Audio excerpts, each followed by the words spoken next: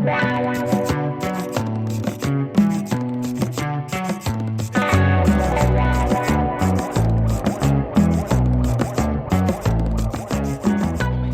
hello. Welcome back to No Me Callo, I Won't Stay Quiet. I'm your host, Jessica Lomelin, and today I want to invite you to an intimate space, a space of silence, of memory. This episode is called Scars That Speak, Heridas que Hablan, and I chose that title because deep in my heart, I know that scars never stay quiet. Even when we try to silence them, to cover them, even to bury them, deep inside, they always speak. And they whisper when we try to ignore them. They speak when we look at our parents and remember their sacrifice. They speak when we face ourselves in the mirror and we feel that weight of what we've lived and what we kept silent and what we lacked and what we received. And this episode is different, but at the same time, it's a continuation. It's a thread that keeps weaving together what we started in the previous episodes.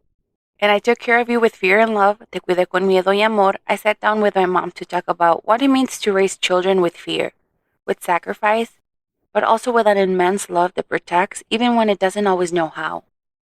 And I gave you what I never had, te di lo que yo nunca tuve. I sat with my dad, and we talked about what it means to give everything, to offer what you never received, to try and build a different path for your children even when yourself arrive carrying emptiness and open scars. And if you haven't listened to those episodes yet, I really invite you to do so first, because this episode, Scars That Speak, is like the third part of a story that began with my mom, continued with my dad, and now arrives at me. And to really understand it fully and to feel it in all its depth, you also need to hear their voices. And those two episodes were like windows. They opened up a piece of our family's story, and they were scars beginning to speak. And in listening to them, I began to listen to my own. So today, I want to go deeper. Today, I want those scars to speak a little louder. I want to give them space to recognize what was stirred up in me after those conversations. Because family stories aren't told in isolated parts. They're not separate chapters. They're like scars on the skin, some visible, some hidden, all shaping who we are. And I want this episode to feel like a shared table. I sit here with my scars, and I invite you to sit with yours, to listen to what they say, and to recognize that even though they hurt, they also remind us that we survived. Because scars speak, yes, but they also teach. And they show us where there was love, where there was sacrifice, where there were losses, and where we still need to heal. So stay with me. Let's open up this space together. Let's allow that the scars speak, and not to stay stuck in the pain, but to find their voice with a deeper truth. That we are part of a story that continues, that breathes, and that transforms. So you already know what to do. Get comfortable. Grab your coffee, your cafecito, your glass of wine, or your cold beer, and get ready to sit and chismear with me. First, I want to begin with the scars we carry as sons and daughters of immigrants, as members of a community that so often feel invisible. They are scars that are not always named, scars that are not always seen, but they are always felt deep within the heart. And I grew up watching my parents fight against a system that did not always embrace them, a system that often shut the door in their faces, rejected them, or even wore them down. And it was a system that demanded more than what seemed humanly possible. A system that didn't always value their sacrifice, but still expected them to remain standing. And I saw that struggle up close. I saw it in their tired hands, in their backs bent from endless hours of work, in their eyes that, though heavy with exhaustion, never stopped looking forward. And I saw how their sacrifice became our bread, our shelter, and our future. But I also saw the cost of it all. And my mom raised me with fear, a fear born out of what she had seen, what she had lived, and the injustices she had witnessed. That fear forced her to always be on guard with me. She wanted to protect me from everything, even from what she couldn't even control. But at the same time, my mom raised me with love. A love that was immense, deep, a love that embraced me even when it carried pain, even when she didn't have all the answers. She was my safe space, even when her own heart was in pain. And my dad gave me what he never had. So every long day of work and every extra hour, every silence was his way of giving me something different, something better.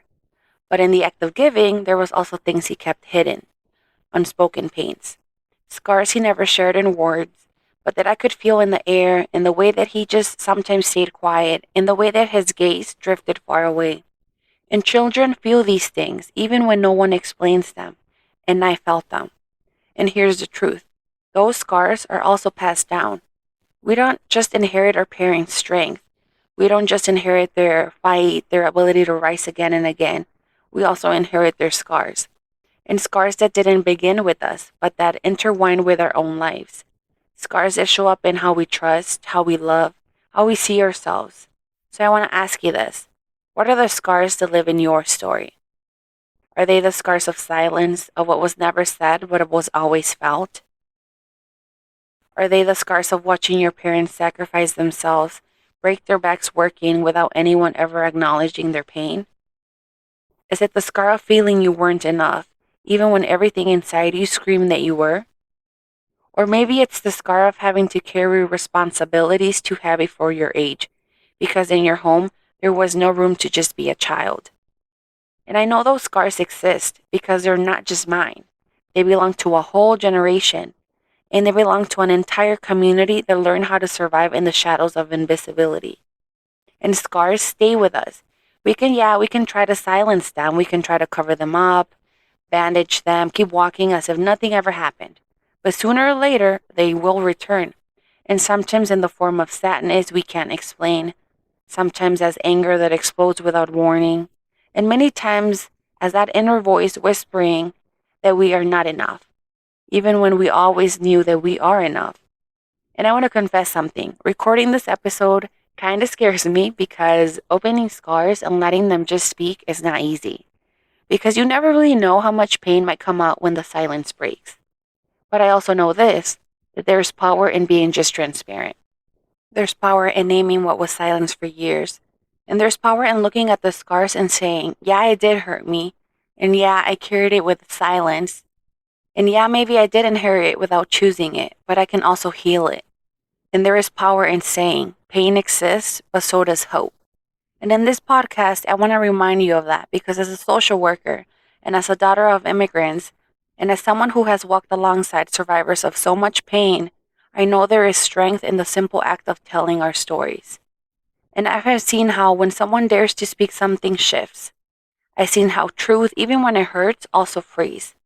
And the scars speak. And today, I want to listen to mine, my parents, and maybe yours too. Because scars don't just remind us of what we lost. They also remind us of what we survived. They remind us that we are still here, still standing, and that our story matters. And even when the world has tried to make us invisible, our scars are proof of life. And I remember after recording the episode with my mom, I was left deeply moved because I realized how fear can be so overwhelming, but love is always stronger. And that episode taught me to look at my childhood scars differently. Because as a little girl, I didn't always understand why my mom was so protective. Why she didn't let me just go out as much as my friends, and why was she so strict, so careful, and so insistent about every little detail. And as a child, I sometimes thought that it was because I just wasn't enough, and that there was something in me that needed to be constantly watched. But over the years, and especially after recording with her, I understood something that broke me, but at the same time healed me. And it's because my mom protected me with fear, yeah, but even more so, she protected me with love. And that fear came from the possibility of losing me in the country that often felt strange and unsafe to her. A country where she never knew if we would be embraced or rejected, and she was so afraid that something might happen to me, that sometimes it seemed like fear was bigger than love, but it wasn't. It was love that made her feel so much fear. And then with my dad, well, it was different because with him, I discovered another kind of scar, one that always never gets named. My dad left Mexico when he was young. He left his land, his people, his youth behind, and here in this country, he had to learn everything on his own. How to work, how to build, and how to be a father in a place where nobody handed him a manual, where no one showed him the way. And my dad's scar was absence, the absence of a model, the absence of someone to say, hey, this is how it's done, son. This is how you build a life. This is how you love. This is how you care. He never had that. And yet from that scar came a promise. And it was, I will give you what I never had. That was his way of loving me. And even though there were silences, even though some things were never said, I know His love was in every long work day, every tired night, and every sacrifice He made so that I would never lack anything. And me, I'm the result of those two stories. So I am the daughter of fear and love, the daughter of absence and promise, and those are my scars that speak. And when I listen to my community, I hear the same scars. I recognize them because I live them, because I still carry them with me. And the scar of those who work endless hours, giving everything and still feel like it's never enough. The scar of mothers who feel alone, raising children in a country that doesn't always understand their language, their culture, and their traditions. The scar of a young person carrying the weight of the American dream on their shoulders, while inside they're battling an invisible fight, a loneliness no one could ever see. And I say this because I've seen it in my work, in my community, and in the people who have trusted me with their stories. I've also seen mothers cry because they feel like they're failing when in reality they've given everything. I've also seen young people afraid of disappointing others when all they want is the freedom to be themselves. And I've also seen fathers who, like mine, hide their pain in silence because they believe they don't have the right to complain. And all of these scars, even though they hurt, also tell us something. They remind us where we come from, they remind us of what we've endured, and they remind us of what we still need to heal. And even though we carry scars, we also carry the truth that we are not alone, that there's others like us who understand and who feel the same. And the scars don't just hurt, they also speak. And when we listen to them and when we give them a voice, something like completely shifts. It's like something is set free. And I believe healing begins when we dare to speak, when we dare to say, yeah, it did hurt, or yeah, I carried it in silence, but also to say no more. Because we deserve to live free of shame, free of silence, because our stories and our scars and all have value. And because what we inherited wasn't only scars, we also inherited strength, faith, and the ability to rise again and again. When I think about these scars, I don't want to stay stuck only in the pain, because pain, we already know it well. We carry it in silence, we hide it behind smiles, we drag it on our backs as we keep moving forward, as if it were part of the uniform of our lives. But I wonder, what happens when we transform that pain? What happens when we stop seeing it as weight and start seeing it as a compass, as a spark that moves us? What happens when our scars stop being marks we hide in shame and instead become symbols of resilience, proof that we survive and that we're still standing? And in my work, I've seen this so many times. And I've seen survivors of human trafficking, of violence, of poverty, of life broken, carrying scars so deep they can hardly face them.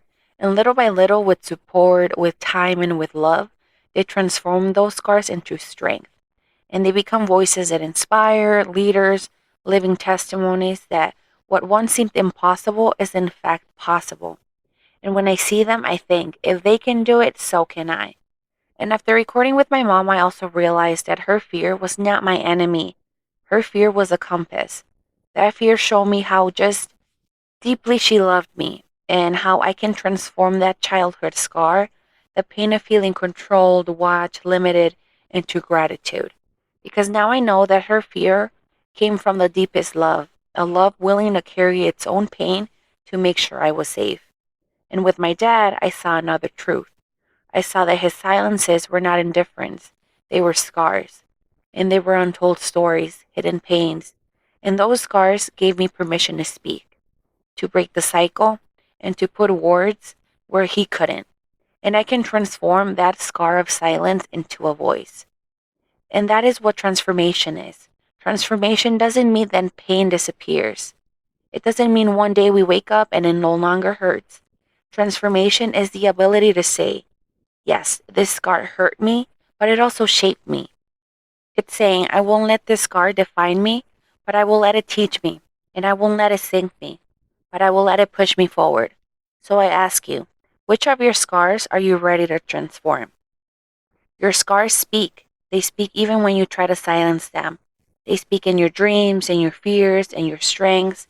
And when you decide to listen, they don't just tell you where it hurt, they show you how to heal. They show you the way towards something new, because scars, when transformed, become legacy. They become wisdom, and they become a strength that cannot be bought, that no book can teach you. And healing is not linear, it's not a fixed destination we reach with a clear map. Healing is a journey. And like every journey, it has climbs, descents, detours. Some days we take a step forward and feel pride, hope, and clarity. And then we have other days where we feel like we're just sliding back, falling into old patterns, reopening scars that we thought we had already healed. But you know what? That's okay. Because that too is part of healing. Because healing doesn't mean never feeling pain again. Healing means that the pain no longer controls you, that it no longer defines you, that even when it returns, you have more tools, more awareness, and more strength to face it. So, what matters most is not silencing our scars, because when we silence them, they rot. But when we hide them, they grow larger in the dark. But when we name them and when we share them, when we put them into words, those scars begin to heal. And that's where transformation begins. So I want to invite you to a small exercise, something simple but very powerful. So if you can, grab a piece of paper, a pen, or a pencil.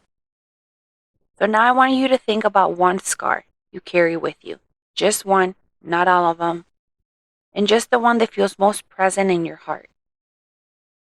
So now I want you to give it a name. Write it down on that paper, shape it, and put words around it. And then I want you to write a letter to that scar. Talk to it. Ask it what it came to teach you. Ask it what it wants to show you about your strength, about your story, and about your capacity to keep going.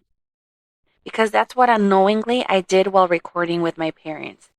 I was writing letters to their scars. I was saying, Mom, Dad, I see your pain. I see your struggle. I hear what maybe you could never say out loud. And in the process, I also named my own. I found myself in their fears and their sacrifices and their silences. And I understood that healing is not only an act of courage. Healing is also an act of community. Because no one heals alone. We heal when we speak, when we listen, when we walk together in both pain and hope. We heal when we stop carrying everything in silence and begin to share what feels heavy. So if this resonates with you, I want to recommend a book to you. It's called The Bodies of Silence by Laura Gutman. And this book explores how our childhood experiences, family traumas, and unspoken emotions stay lodged in our bodies, shaping our relationships and the way we live. Gutman teaches us to recognize those silences, to give them a voice, and to transform them, connecting directly to the idea that naming our scars is the very first step toward healing.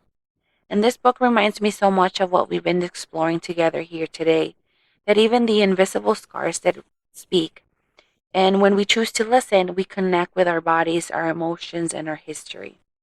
And healing is not just an individual act, it's also about recognizing and transforming what we've inherited from our family. So today on Scars That Speak, we remember something very important. Pain is not the end of the story, and pain is not our destiny. It is part of the journey, yes, but it does not define everything we are or everything we can become. We remember that our scars are not just marks of suffering. They are witnesses of what we have survived. They are signs of our quiet strength, of our capacity to rise again and again, even when it feels like everything's against us. They are living proof that we have walked through difficult roads, and yet we are still here, breathing, feeling, loving. We also remember the conversations with our parents, though sometimes difficult, uncomfortable, or painful, open doors. Doors to understanding their stories, their fears, and their sacrifices. Doors to understanding our own. Doors that free us from the silences passed down through generations, hidden in fears and unspoken promises. And if you listen to I Care for You with Fear and Love, Te Cuidé con Miedo y Amor, and I Gave You What I Never Had, Te Di Lo Que Yo Nunca Tuve, and now you join me in the Scars to Speak, Heridas que Hablan, I want to thank you from the bottom of my heart. Because by listening to these stories, you are healing with me. Because by opening your heart to these words, you are also giving space for your own scars to be named, to be seen, and to begin transforming. Your scars speak, and they speak of what you lost and of what you endured, of the nights you cried alone, and of the fears you carried in silence, or even of the times you felt like you weren't enough. But they also speak of something bigger. They speak of your strength, of your resilience, your ability to love despite it all, even with the scars, even with the pain that still lingers. And here we are, together, not as perfect beings and not as flawless stories, but as people walking with courage, willing to recognize our scars, daring to face them, and transforming them into something greater. So today in this space, we heal one more piece. Today we take one more step toward understanding, toward acceptance, toward the freedom of being who we are, with our scars, with our history, and with our voice. Because healing is not linear, not perfect, but it is possible. And even if it's just a piece, just a moment, just a word, today we are healing together. So in the description of this episode, I will include the link to the book I mentioned today. And remember, every Friday there's a new episode. Next week's episode is called Without Prejudice, Sin Prejuicios, and in this conversation we'll talk about what almost no one dares to name, the prejudice we carry within us, the ones we inherited from our family, from community, from a world that sometimes makes us feel invisible. We'll talk about how judgment, our own and others, can silence our scars, hide our trauma, and fracture our identity. We'll talk about fear, guilt, shame, and about how learning to look at those emotions without judgment can be the first step toward true healing. It will be an honest and deep conversation where silences are broken, ideas will be challenged, and doors open they allow us to better understand ourselves and one another. So get ready to feel, to confront what hurts, and to open your heart to the healing that begins when we stop judging. Because without prejudice, our scars can speak, and our story can be heard. So thank you for listening to No Me Callo, I Won't Stay Quiet. My name is Jessica Lomelin. Until next time.